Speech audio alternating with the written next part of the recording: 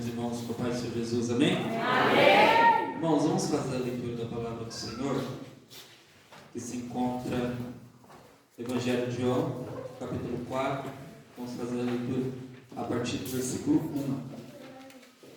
Quero agradecer essa oportunidade especial de poder estar aqui com os irmãos novamente para falar da sua palavra.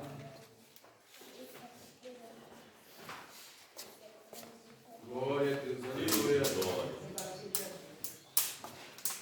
Eu vou fazer a leitura e os irmãos somente acompanham visualmente. Diz assim: quando os fariseus ouviram que Jesus fazia e batizava mais discípulos que João, se bem que Jesus não batizava e sim seus discípulos, ele deixou a Judéia e voltou outra vez para a Galiléia. E era necessário passar por Samaria. Chegou a uma cidade samaritana chamada Sicar, perto das terras que Jacó dera a seu filho José. E estava ali a fonte de Jacó. E Jesus, cansado de viagem, assentou-se junto à fonte, e era quase meio-dia. Vindo uma mulher samaritana tirar água, Jesus lhe disse: dai-me de beber. Seus discípulos tinham ido à cidade comprar comida. Amém? Amém? Amém. Os irmãos, por gentileza, podem sentar-se.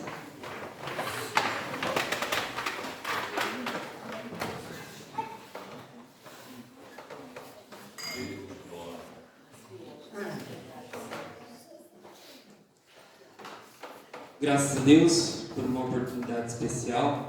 Nós estamos aqui na presença do Senhor, comemorando mais um período importante da história dessa igreja, uma história importante, uma história de muitas lutas e dificuldades, e de muitas bênçãos e glórias.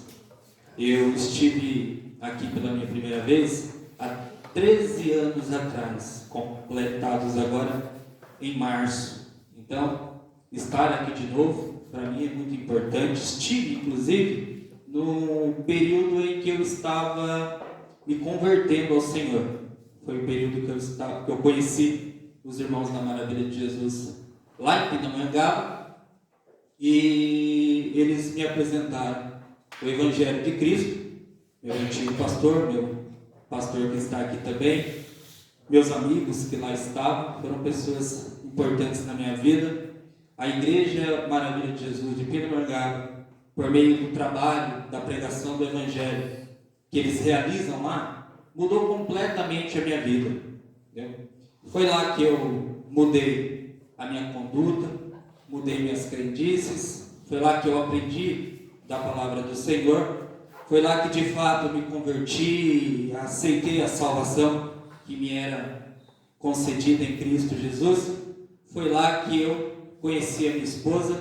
Foi tudo a partir da fé, tudo a partir da história daquela igreja, dos esforços, das lideranças, bem como eu acredito que muitos de vocês também é o que é hoje, tem dignidade em si mesmo, graças ao trabalho importante que tem sido realizado nas igrejas. A igreja, ela é importantíssima nesse sentido. Ela é a única e capaz de mudar a história das pessoas.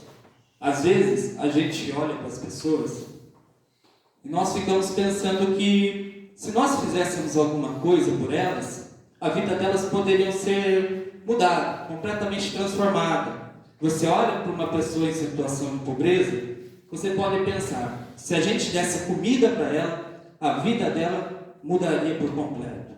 Se a gente desse a cura para ela dessa doença, a vida dela seria mudada por completo. Mas na verdade, pessoas morrem com fome, pessoas morrem abastecidas, com e sem doenças, e perdem a sua salvação. O mais importante, e aí o papel da igreja que é fundamental, é dar para as pessoas a oportunidade de conhecer o Salvador do mundo e então a vida eterna. Mudar a vida das pessoas, mudar a história das pessoas, primeiro pela fé. Primeiro nós resolvemos o maior dos problemas, que é a separação espiritual, essa condição que essa pessoa está em oposição a Deus.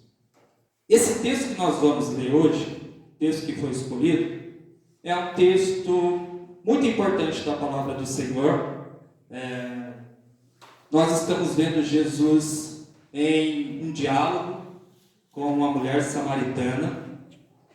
É um momento em que Jesus está abrindo as portas do Evangelho para aqueles povos que estão ao redor, os povos não judeus, os povos gentílicos. Inclusive, esse texto, por mais que você pense que não, mas diz respeito a nós. Nós estamos inseridos aqui, como gentios não judeus, na figura da mulher samaritana. Mas nós também, na condição de igreja, estamos presentes, às vezes, na figura dos apóstolos. Nós vamos ver, ao longo do texto, atos de Jesus, atos importantes, a forma que Jesus fala com essa mulher. Existiam 1000 razões para que Jesus nem sequer olhasse para essa mulher, assim como os judeus faziam. Nós também vamos entender os atos dos apóstolos, a conduta dos apóstolos em relação aos samaritanos, e principalmente essa mulher, porque para os judeus, os samaritanos são a escória da sociedade, são pessoas imundas, que até mesmo na visão dos apóstolos poderiam ser destruídas. Então, aqui nós temos uma exortação para a igreja, e nós precisamos ver também a conduta da samaritana, que, importante frisar nesse texto, é uma conduta superior, de longe, à conduta dos apóstolos, que eram naquele momento os representantes de Cristo Jesus.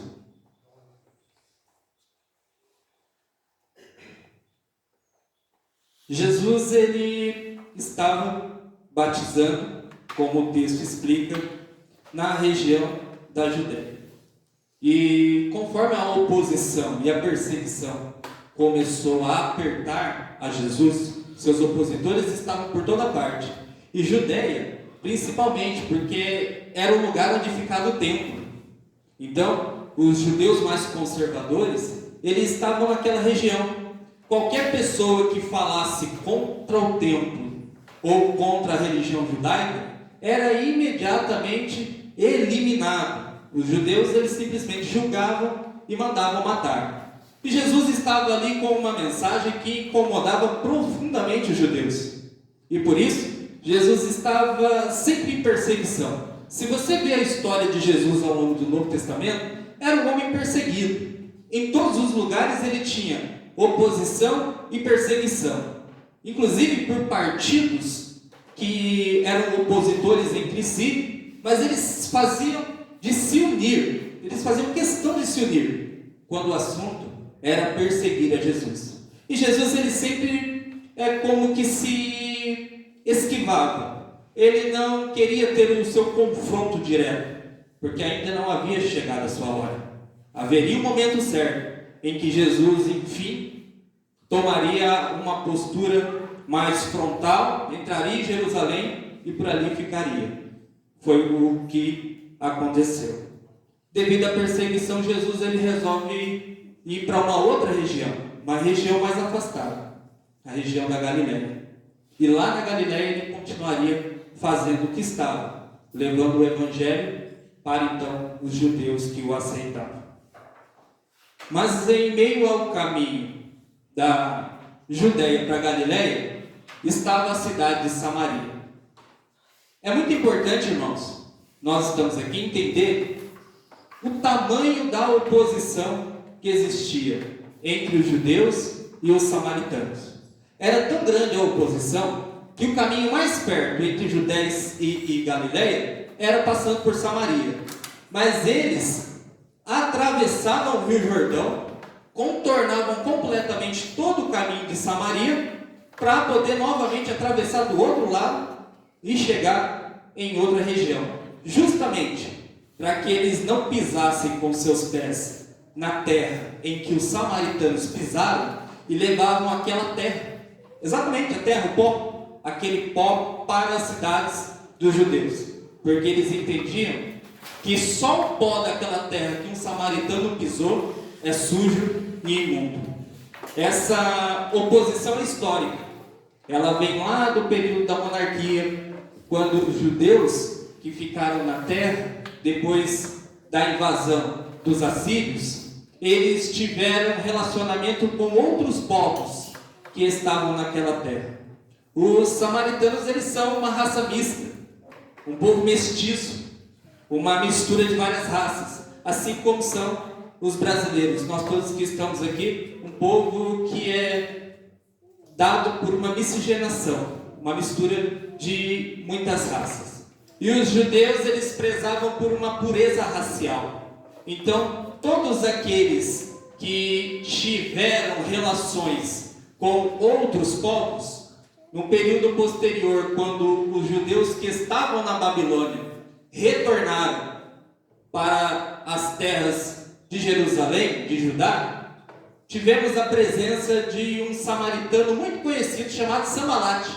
Acho que vocês lembram dele, daquela história de Neemias, Esdras, Zorobabel. E Sambalate, ele queria participar da reconstrução do templo, porque ele entendia que mesmo servindo a outros deuses, ele também servia ao Senhor. Ele era um samaritano e ele foi o maior opositor, juntamente com outros governadores, da reconstrução do templo de Jerusalém. Mais tarde, nós temos um outro evento histórico, inclusive que não está citado aqui nas Escrituras, mas está lembrado na história, que um dos generais, conhecido como general Hircano, ele invadiu Samaria e destruiu completamente um templo que os samaritanos construíram no Monte Gerizim. Os samaritanos, eles tinham uma tradição que eles acreditavam nos patriarcas. Eles seguiam somente as tradições que estão registradas no livro do Pentateuco. Eles entendiam que o maior dos profetas era Moisés, e que depois do Moisés viria aquele que é chamado o Cristo e explicaria todas as coisas. Mas a questão é, existia uma disputa, existia uma polarização, eles se odiavam e não havia possibilidades nenhuma de um bom relacionamento entre judeus e os povos samaritanos. Existem outros povos que os judeus tinham antipatia, mas nada se compara aos samaritanos. Os samaritanos sequer eram considerados gente diante da visão dos judeus. E veja o seguinte: o que se esperava de Jesus? O que os seus discípulos esperavam dele? Que Jesus fosse como todos os judeus são. Que Jesus odiasse os samaritanos, repudiasse, que Jesus jamais lhes revelasse o Evangelho, lhes revelasse as suas bênçãos, a sua salvação, bem como jamais, em nenhuma situação, que Jesus fizesse milagres dentro de Samaria ou para favorecer algum dos samaritanos. E enquanto os seus discípulos vão comprar comida, quem que Jesus está conversando? Com uma mulher samaritana. E aqui a situação ainda é mais agravante. Além de ser samaritano, era uma mulher. Se um homem samaritano já não prestava, uma mulher então nem se imaginava, porque era típico daquela cultura. Havia um ódio ainda maior pelas mulheres samaritanas, porque elas tiveram relações com os judeus. E elas são como que estragaram a raça, perverteram a raça. Porque o judeu, ele nunca está errado. E sim, foi a mulher samaritana. Típico da nossa conduta às vezes. Veja, antes de nós darmos seguimento aqui nesse texto, eu queria também mostrar para vocês uma coisa importante. Jesus, ele estava começando a dar uma lição aos seus discípulos. O Evangelho, ele seria uma mensagem de caráter universal. Não estaria centrado a um povo de uma determinada raça e etnia. O Evangelho de Cristo é para povos, línguas e nações mais remotas do mundo, para as tribos esquecidas, longínquas, de todos os tempos da existência humana. O Evangelho, e somente o Evangelho, é o único caminho que se revela a pessoa de Cristo e a sua obra e a salvação que é a dele. Jesus, ele pede aos seus discípulos uma coisa que deixaria os seus discípulos profundamente incomodados. Jesus pediu para os seus discípulos buscarem comida. Isso é uma coisa que está oculta aqui no texto, mas está claro que no versículo 8, enquanto Jesus estava conversando com uma mulher samaritana, seus discípulos foram comprar comida em uma cidade samaritana. Olha o que Jesus fez com eles. Existe uma tradição dentre os judeus que comer a comida que um samaritano fez é a mesma coisa que comer a carne de porco. Os judeus abominavam, segundo a lei, a carne do porco, porque era uma carne contaminada. Mas colocar a boca na comida que um samaritano fez é a mesma coisa que comer comida contaminada. Essa tradição se chama Eclesiásticos e está na Bíblia de Jerusalém. Perceba, eles foram comprar comida. É um constrangimento que Jesus fez eles passarem. Eles seriam obrigados a chegar, sendo judeu, entrar dentro de uma cidade que eles não queriam, que eles abominavam, que eles tinham nojo, para comprar comida. E perceba, ia ter que comer comida. Enquanto isso, enquanto Jesus colocou os seus discípulos nessa situação, nós vemos no texto que Jesus ele então encontra com essa mulher. Jesus está naquele momento livre de todos os preconceitos que são de caráter judaico. Jesus está completamente aberto e está disposto a dar para aquela mulher, digo eu, inclusive muito mais do que os próprios judeus receberam. Ele vai mostrar para aquela mulher a sua pessoa, vai se revelar por completo, algo que, revelando ele ao povo eleito, foi completamente desprezado e pregado com pregos em uma cruz, pelo seu próprio povo, do qual o Cristo, segundo a carne, descende. E nós vemos essa discussão que começa a partir do versículo 7. Fixa aí na sua Bíblia. Vindo uma mulher samaritana tirar água, Jesus, que estava sentado ao lado da fonte, disse à mulher: dai-me de beber. Olha o pedido de Jesus. E a mulher logo rebate. Se você ver comigo no versículo 9, olha o que a mulher disse. Disse a mulher samaritana: como é que você, sendo judeu, pede a mim que sou... Disse a mulher samaritana: como tu, sendo judeu, me pede de beber a mim, que sou uma mulher e samaritana? E o texto, entre parênteses, diz que os judeus não se dão bem com os samaritanos. Ela olha, é como se ela dissesse assim: como você tem coragem de me pedir água? Porque os samaritanos também nutriam essa oposição contra os judeus. Não eram só os judeus que abominavam, mas os samaritanos também. Povos amplamente inimigos, radicalmente inimigos de morte. Era muito comum um judeu matar um samaritano. E mais comum ainda, os samaritanos matarem judeus. Tamanha era a oposição. E ela olha para Jesus e diz: como você pede água para mim? Como você pede água para mim que sou uma samaritana? Ela imediatamente reclama a Jesus. E Jesus respondeu: se conhecesses o dom de Deus, e quem é o que te pede dar-me de beber, tu lhe darias, e ele te daria a água da vida. Presta atenção. Jesus está oferecendo a ela uma troca. Ela não sabe quem é ele.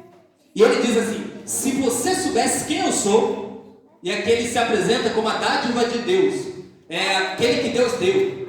Se você soubesse quem eu sou, e quem está te pedindo água, você me daria.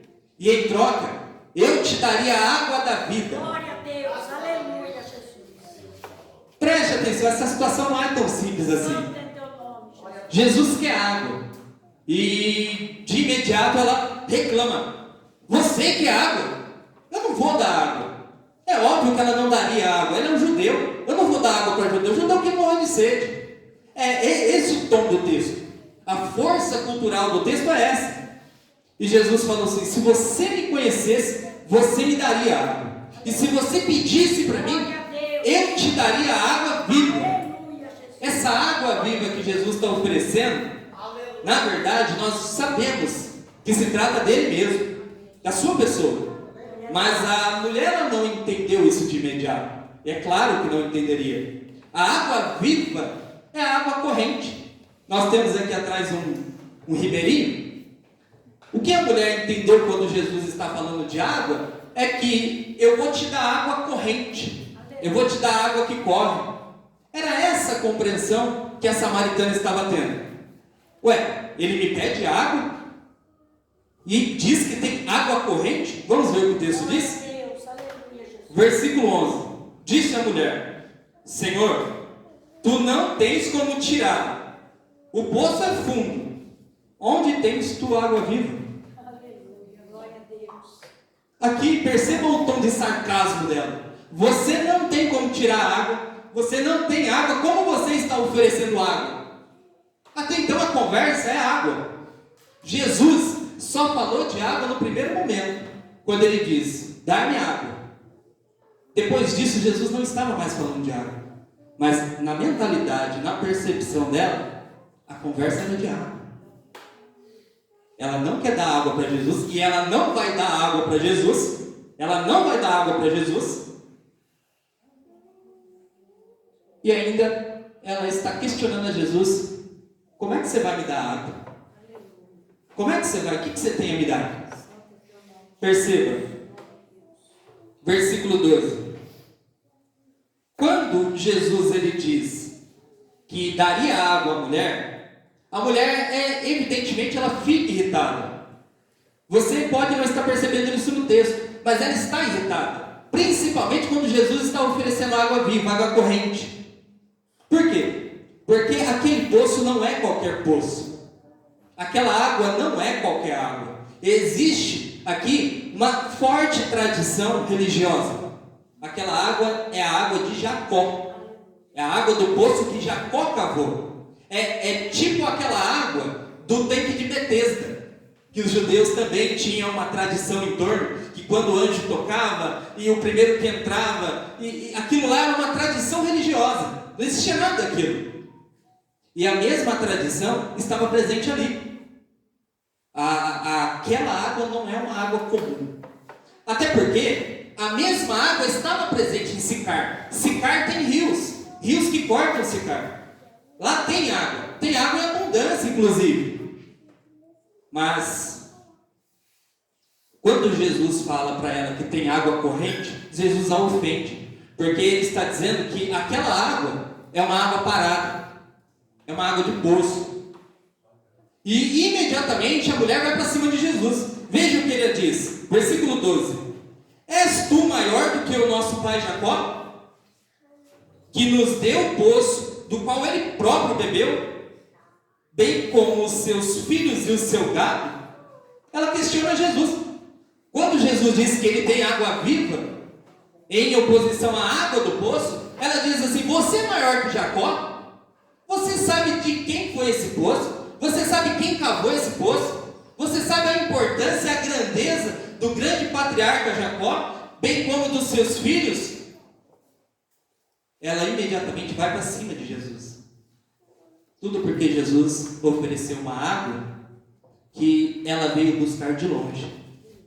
A água do tanque de Jacó é como se fosse uma água mágica, uma água com poderes, uma água abençoada pela boca dos patriarcas que beberam nela. Preste atenção. Versículo 13. Jesus respondeu: todo aquele que beber desta água vai tornar a ter sede. Todo aquele que beber dessa água vai voltar a ter sede. Jesus não estava falando da água. Jesus está falando dela na crença da água de Jacó. Todos que tomarem da água dos patriarcas vão tornar a ter sede. Ele está falando da antiga aliança. Todos que se baseiam na antiga aliança, fundamentado na promessa que foi feita aos patriarcas, todos os que se fundamentam na lei, tornarão a ter sede. Jesus está confrontando ela.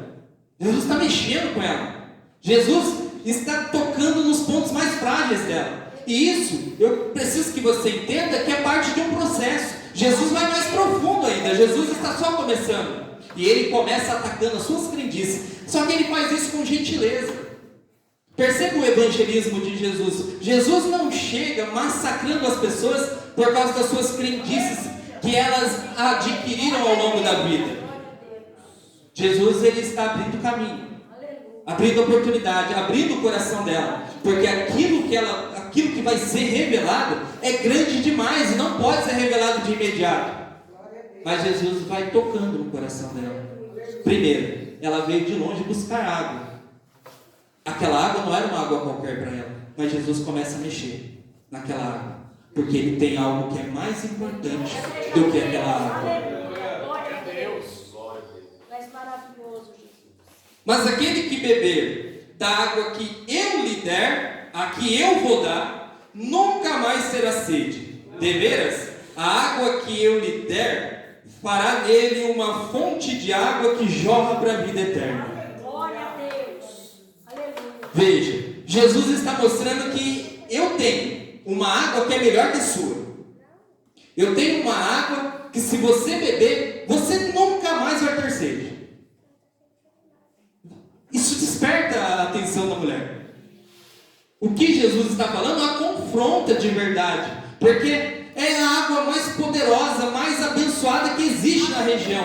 E os moradores, eles vêm de longe, aproximadamente 1 quilômetro de distância, para pegar essa água, a água abençoada de Jacó. E Jesus diz: se você vai beber dessa água, você vai ter sede de novo, você vai voltar. Mas a minha água, a que eu tenho, e veja, a mulher estava ali, Jesus não tinha água, queria beber água. Mas ele diz, ele insiste, a minha água é melhor, a minha água é diferente. Se você beber, você nunca mais vai ter sede. E o que a mulher diz no versículo 15? Senhor, dai-me dessa água para que eu não mais tenha sede e precise vir aqui tirá-la. Então ela diz a Jesus. O tom do texto, quando a gente faz a leitura, parece que ela está cedendo, ela está reconhecendo, ela está se abrindo. Então, meu Senhor, me dá essa água. Não é isso. Ela está querendo. Então dá a água. Mostra essa água que você tem. Ela viu que Jesus não tinha nada. Então mostra. Eu quero a água. Você tem água? Cadê a água? Jesus, antes de chegar ao ponto máximo de toda essa história, ele está disposto a dar água. Ela quer ver a água da vida, ela vai ver a água da vida. Ela já estava vendo, mas ela ainda não sabia. Os olhos dela ainda estavam como que fechados. Só que Jesus, ele impõe uma condição: eu darei a você a graça da água, mas de forma condicional. E qual é a condição? Vai e chama seu marido. Eu vou te dar a água. Eu vou te mostrar que a minha água é melhor. Mas vai e chama teu marido. E aí Jesus, ele entrou agora em um nível mais profundo do evangelismo dele. Ele entrou nos pecados dela, na intimidade dela. A palavra de Jesus começou a acessar um lugar que ninguém é capaz de acessar, a alma dela. A palavra de Jesus naquele momento começou a mostrar a condição espiritual dela, a realidade dela. É como se Jesus pegasse um espelho e colocasse na frente dela: ó, você é isso aqui. É exatamente o que ele fez com a gente. Nós, temos uma aparência cristã, roupas cristãs, uma tradição, uma cultura cristã, mas você sabe quem era você, e você sabe a importância da mudança, da transformação, da mortificação dos seus pecados. É só você se olhar no espelho. Qualquer um de nós aqui, quando olha no espelho e vê a sua realidade, é lamentável, porque por um lado nós desejamos muito ser pessoas espirituais, profundamente voltadas a Deus, tementes ao Senhor em todos os aspectos, Mas às vezes não conseguimos. Mas o Evangelho de Cristo é o único e capaz de conduzir as pessoas a essa compreensão. Muitos de nós, antes de conhecermos a Cristo, achávamos que éramos pessoas boas, pessoas legais, amigáveis. Na verdade, nós temos potencial para ser os piores seres humanos do mundo. E diante de Deus, o homem pecador, ele o é. Jesus olha para ela e diz: eu vou te dar a água que eu estou te prometendo, mas primeiro você vai buscar o teu marido. Glória a Deus. Jesus sabia. Jesus já tinha ciência. Jesus já conhecia a alma e toda a história daquela mulher. E ela disse: não tenho marido. Disse Jesus: você tem razão em dizer que não tem marido, pois já tivesse 5 maridos e agora não, o marido que tens não é teu. E isso você disse é verdade.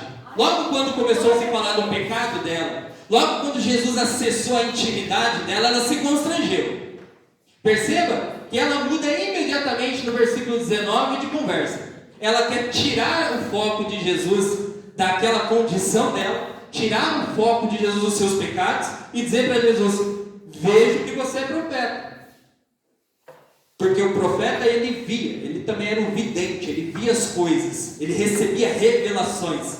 Então, quando ela soube, ela viu que Jesus conseguia saber uma coisa que era do íntimo dela, sem sequer nunca ter visto Jesus, ela percebeu que ela estava diante de um profeta. Mas ainda não era a concepção que Jesus queria que ela tivesse. Ela não chegou ainda onde Jesus queria. Então Jesus, diante dela, ela faz uma pergunta a Jesus. E Jesus vai acessar uma próxima categoria da vida dela.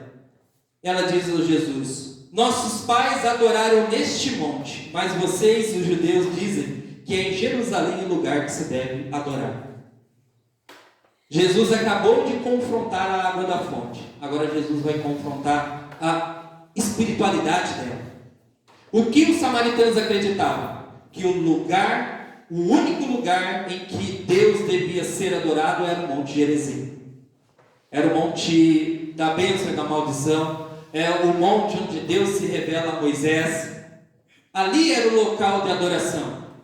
Só que os judeus, os seus inimigos, adoravam no templo.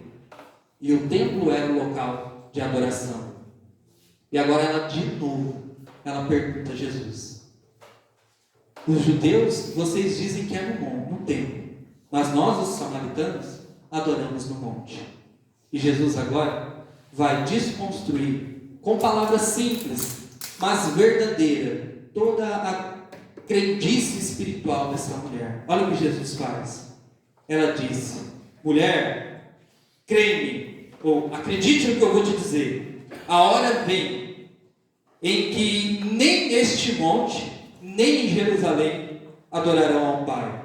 Vós, os samaritanos, adoram o que não conhecem, e nós adoramos o que conhecemos, pois a salvação, ela vem dos judeus. No entanto, vem a hora, e já chegou, em que os verdadeiros adoradores adorarão o Pai em espírito e em verdade, pois o Pai procura tais que o assim o adorem. Deus é espírito, e importa que os que o adorem em espírito e em verdade.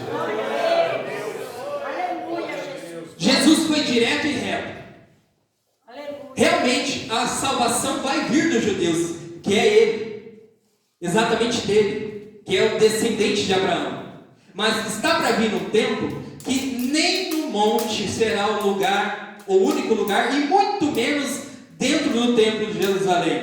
Chegará o tempo em que todos os povos, línguas e nações, como já disse, adorarão a Deus, porque Deus, ele não será propriedade exclusiva de um povo e nem de um lugar. Por isso que nós acreditamos na multipolaridade da graça divina, que Deus, ele se revela por meio do seu evangelho a muitos nossos irmãos. A igreja de Cristo no mundo é milhares de milhares que estão espalhados entre os povos em congregações distintas, e que no dia de hoje especificamente lembram e adoram a morte e a ressurreição do Senhor Jesus. Todos nós que estamos aqui estamos circunscritos nessa fala de Jesus. Jesus estava prevendo, por meio da sua onisciência, que nós estaríamos aqui hoje. Jesus está olhando para a igreja já no seu auge, a igreja de milhares, olhando e dizendo: olha, chegará o tempo, e está para vir, em que a fé estará por todos os lugares do Glória a mundo. Deus. E o tempo chegou. Glória a Deus. O tempo chegou. Aleluia. Por meio de Cristo Jesus, o tempo chegou. Graças a Deus. Pai Santo é teu nome. Aleluia. Abençoa, Jesus. Glória a Deus. Versículo 25. Disse a mulher: eu sei que o Cristo, chamado Messias, vem, e quando ele vier, nos explicará tudo. A essa altura do campeonato, ela já não tinha mais argumentos, porque a crendice foi descoberta, descortinada, porque os seus pecados foram expostos, porque a sua religião foi desconstruída. E agora ela diz: eu preciso do Messias, porque quando ele vir, ele vai me explicar tudo isso. E Jesus, aqui, né, em uma das falas mais importantes de todo o Novo Testamento, e uma fala completamente aberta, que nem mesmo aos judeus ele fez, ele olha para ela e diz: eu sou o Messias. Sou eu. Eu sou o Messias. Eu sou o Filho de Deus.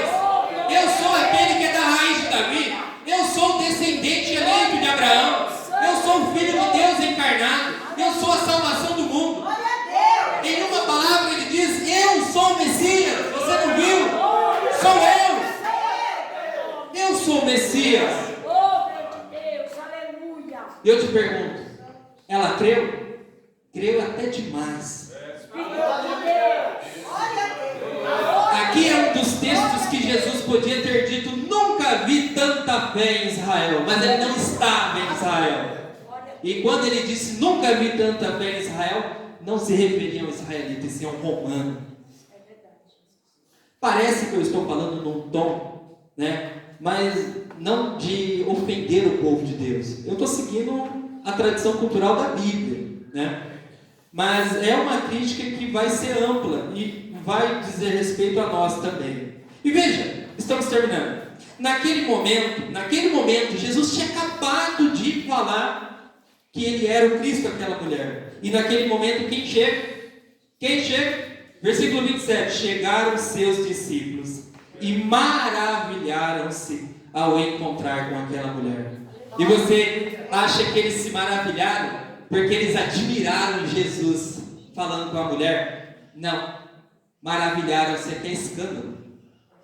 Eles chegaram, viram o seu mestre. Para você entender o que era o mestre na antiguidade, o mestre judeu, não falava com mulher nenhuma, crianças não podiam tocá-lo. Vocês lembram quando as crianças foram correndo atrás de Jesus? E os discípulos: não pode tocar em Jesus. E Jesus: vocês estão fazendo? Jesus reprova os seus discípulos e dá o acesso à criança. Eles gostavam de ser admirados, eles gostavam de ser chamados de mestres nas praças públicas. As pessoas vinham até aos mestres para conhecer da sua cultura, do seu conhecimento, da lei. Eram pessoas estimadas na sociedade. Era como se você chegasse numa casa e visse um quadro muito lindo e você se encantasse. Que quadro lindo, que paisagem maravilhosa. E era isso que eles tinham de Jesus, um rabino perfeito, um mestre perfeito. Agora, quando eles chegam e veem Jesus conversando com aquela mulher, é como se a pessoa que foi colocar o quadro batisse um prego mal batido e caísse o quadro quebrado. Eu não acredito, quebrou o quadro. Era mais ou menos isso que eles tinham de Jesus. Maravilharam-se aqui, não é que eles ficaram admirados, eles ficaram chocados. O que Jesus está fazendo com essa mulher?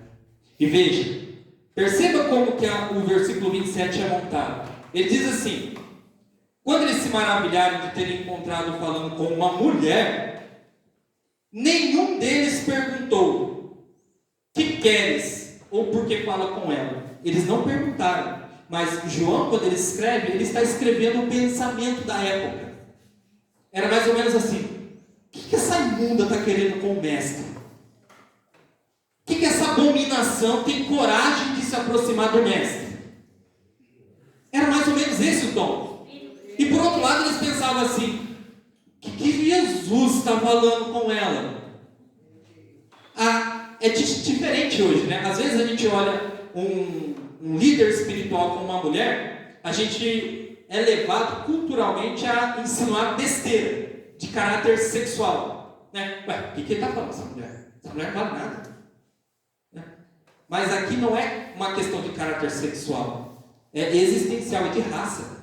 O que o mestre puro, judeu, está se aproximando dessa imundície?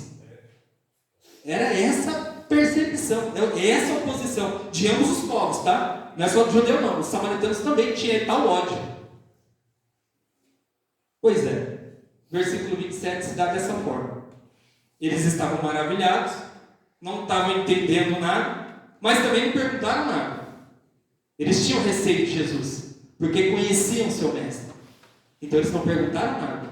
Mas Jesus conhecia os seus corações. E agora Jesus vai começar a tratar com eles. Enquanto isso, nós já vamos falar dele, já estou acabando. Não sei nem até que hora eu podia ir. Então vamos. Enquanto isso, já estou terminando, irmãos. Peço a gentileza a vocês. Faz 13 anos que eu não tenho essa oportunidade, então me dê 13 horas. Vamos lá. Enquanto isso, quando os seus discípulos chegaram, a mulher imediatamente, como diz o versículo 25, então, ela deixou seu cântaro. Veja, irmãos, ela não foi buscar qualquer água, ela foi buscar a água de Jacó. Ela largou a água de Jacó lá. Para o samaritano é uma blasfêmia, tirar a água do poço e largar a água. Ela largou a água. Aquilo que era importante para ela ficou para trás. Ela achou algo mais excelente do que a água de Jacó. E ela foi desesperada 1 quilômetro à frente. Quem aqui consegue andar 1 quilômetro? Pois é, eu fiquei sabendo que tem uns irmãos aqui que andam muito mais. Ela foi desesperada 1 quilômetro à frente. Para onde? Para a cidade de onde os discípulos vieram. Para o mesmo lugar onde os discípulos estavam. Deixa eu falar para você. Você não tem um relato aqui dos discípulos falando do Evangelho lá em Sicar. Não teve e não teve. Porque o Evangelho de Cristo é algo precioso demais no entendimento dos discípulos. Eles falam assim, eu dar o Evangelho de Cristo a essa gente, a essa imundície, a essa escória? Não. Eles foram, imagino eu, emburrados, com cara fechada, foram em praça pública, porque os mercadões nos tempos antigos, eles estavam centralizados no meio da cidade, era lugar de tráfego de muitas pessoas, mas eles não falaram nada e vieram embora, trouxeram comida. Chegaram e começaram a comer. E o que eles disseram para Jesus? Mestre, o que eles disseram para Jesus? Enquanto isso, versículo 31, os discípulos lhe rogavam, imploravam, insistiam. Mestre, come, mestre. Está aqui a comida, come, mestre. Então Jesus agora vai usar da mesma metodologia que ele usou com a mulher, com seus discípulos. Ele diz, versículo 32, eu tenho uma comida para comer que vós não conheceis. Nossa, é muito difícil lidar com Jesus. Principalmente porque o nosso coração é duro. Jesus, ele quer falar de coisas excelentes, mas nós não somos capazes de captar. É difícil.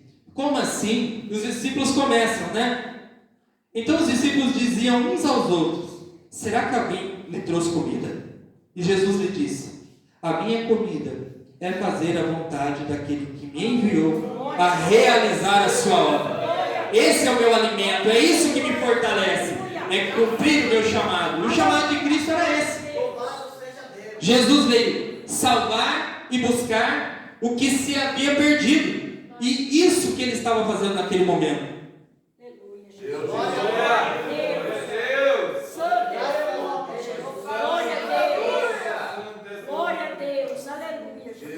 Então Jesus, pela segunda vez, Jesus vai confundir os discípulos.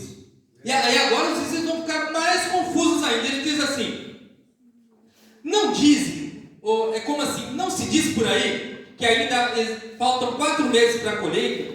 Eu vos digo, ergam vossos olhos e vejam que os campos já estão brancos para a colheita. Glória a Deus. Onde ele estava era deserto, não tinha campos de colheita. Os discípulos olhavam, não tinha campos de colheita, porque os campos de colheita ficam nas proximidades dos rios. E o Rio Jordão estava muito longe daquela região, e o outro rio estava lá em Sicar. Ali só tinha aquela fonte que estava à beira do caminho, desértico, uma região desértica. Jesus está falando para ele: não se está dizendo por aí que ainda faltam 4 meses para a colheita?